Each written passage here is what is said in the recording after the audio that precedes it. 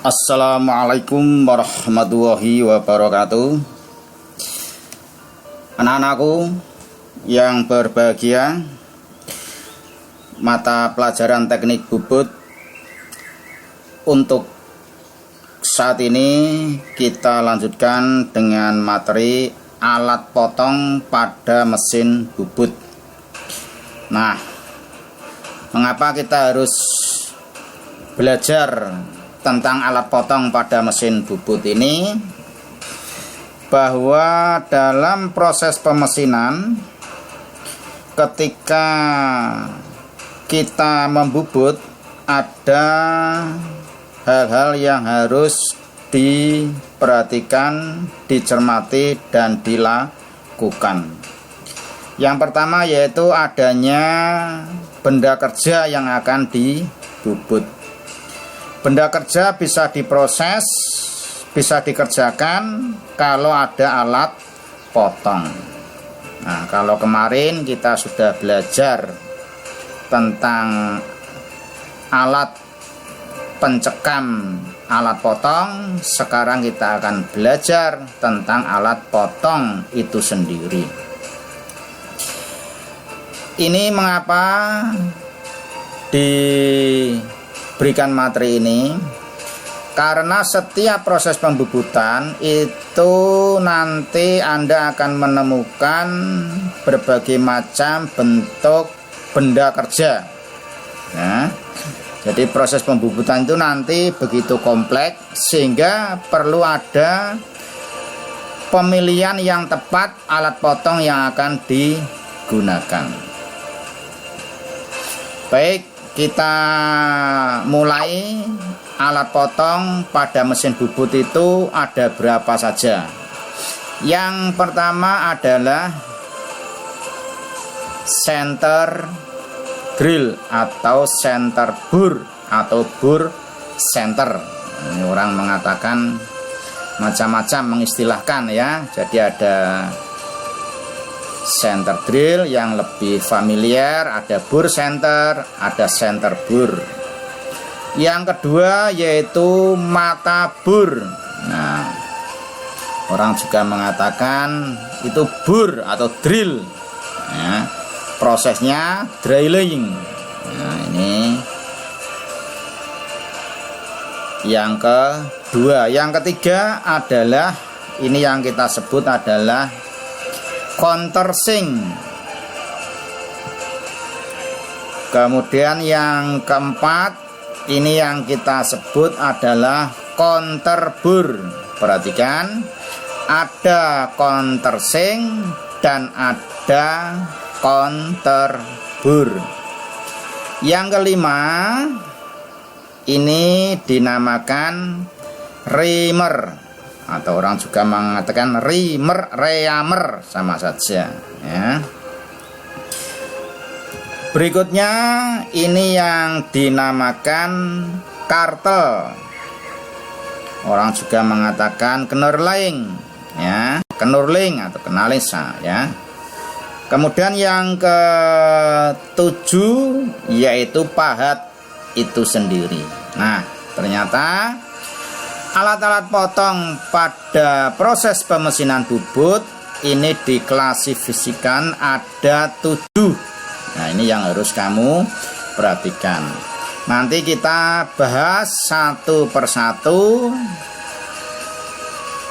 fungsi dan posisinya ada di mana. Oke, sekarang kita bahas yang nomor 1 yaitu tentang center drill. Saya kira ini kalian sudah pernah melihat, juga semoga saja sudah pernah menggunakan. Fungsinya untuk apa ini center drill? Yaitu untuk membuat lubang center pada ujung permukaan benda kerja. Ini fungsinya. Terus tujuannya untuk apa membuat lubang itu? Tujuannya ada 2, yaitu meneruskan pengeburan. Kemudian yang tujuan yang kedua yaitu sebagai tempat pendukung senter putar. Ya, jadi kamu harus membedakan fungsi yang pertama, fungsinya itu membuat lubang senter pada ujung permukaan benda kerja. Terus tujuannya apa membuat lubang itu? Yaitu yang pertama sebagai penerus untuk melakukan pengeburan berikutnya, dan yang kedua yaitu sebagai tempat senter putar. Nah, tempatnya di mana ini bur senter ini? Nanti dijepit di penjepit bur atau hover, dan hover itu nanti diletakkan di kepala lepas atau tail stock. Berikutnya jenis-jenis center drill. Nah, ini biar lebih mendalam pemahamannya tentang center drill. Ini yang pertama yaitu center drill standar. Ini ada dua juga. Yang pertama yaitu panjangnya yang normal. Nah, tetapi yang kedua ada yang sangat pendek, dan yang satunya lagi ini sangat panjang. Ya. Berikutnya jenis yang kedua yaitu bur senter dua mata sayat atau mata potong. Jadi ada dua mata potongnya. Nah, kemudian yang ketiga yaitu bur senter mata sayat radius. Jadi di sini itu bentuknya radius. Nah, ini bentuknya radius.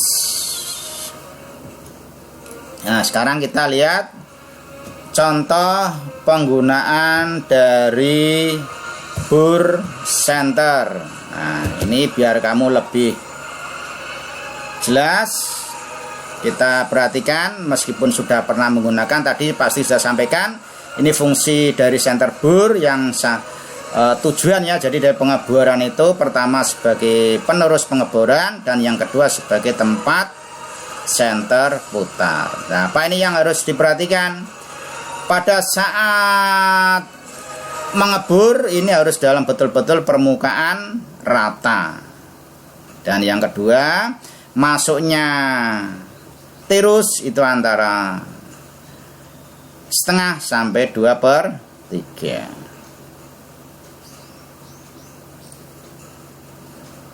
Ini pastikan bahwa penguncian kuat pencekaman. Nah,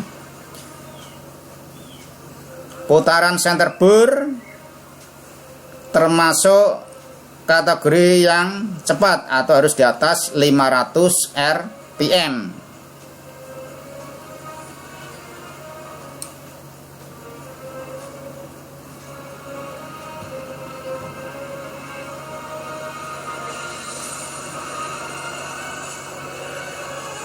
Nah, ini harus masuk nanti yang bagian tirus ini.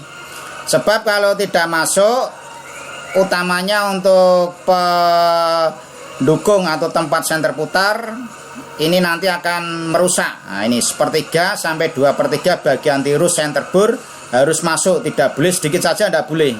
Ya. Ini harus masuk sekitar sini.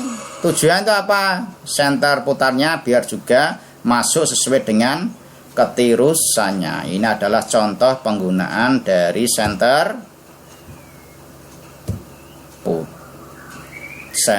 bur maksudnya. Baik, kita lanjutkan, yaitu sekarang adalah mata bur itu sendiri, atau orang juga mengatakan twist drill. Ini bentuknya saya kira sudah tidak hal yang asing lagi ya.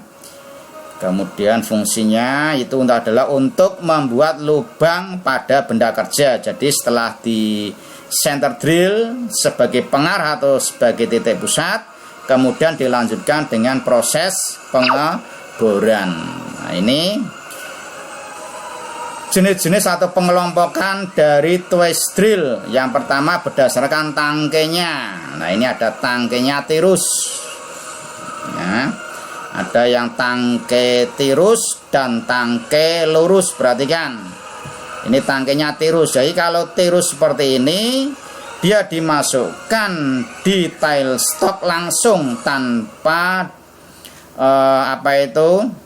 menggunakan hover. Tetapi kalau yang tangke lurus ini harus dijepit dulu di hover atau penjepit mata bor, baru dimasukkan di kepala lepas.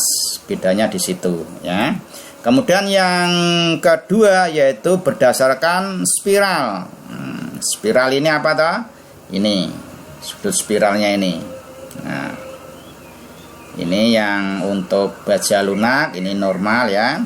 Kemudian ada yang spiral panjang, ini untuk baja yang keras. Jadi ini perhatikan ya, ini sudut spiralnya berbeda dengan ini. Kemudian yang ketiga yaitu spiral pendek, ini untuk baja yang liat. Nah, perhatikan. Jadi ada berdasarkan tangke, ini tangke lurus dan tangke tirus. Sekarang berdasarkan spiral ada 3. Nah, ini bagian-bagian dari mata bor.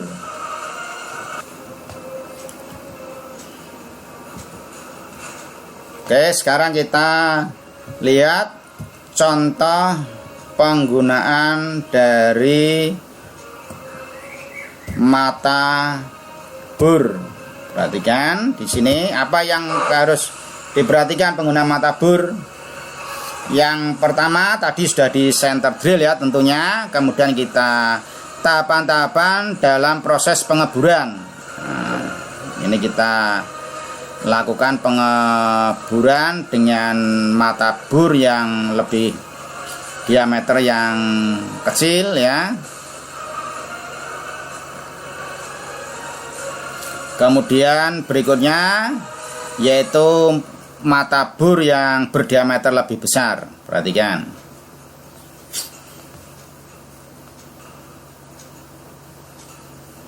Ini dalam proses penyayatannya bertahap ya.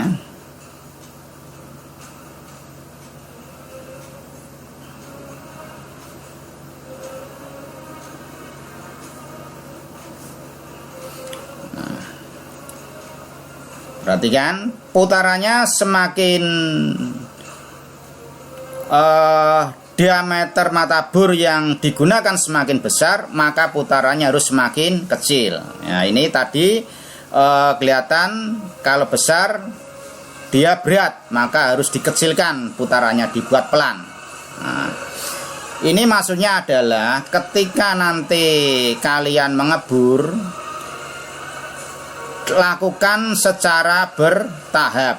Semakin kecil diameter mata bor yang digunakan, maka putarannya semakin cepat. Dan sebaliknya, kalau mata bornya besar, maka putarannya harus semakin kecil. Demikian ya, ini yang penting untuk kalian semua yang harus diperhatikan. Demikian untuk pembahasan 2 alat potong pada mesin bubut. Untuk alat potong yang lainnya nanti akan kita lanjutkan kembali.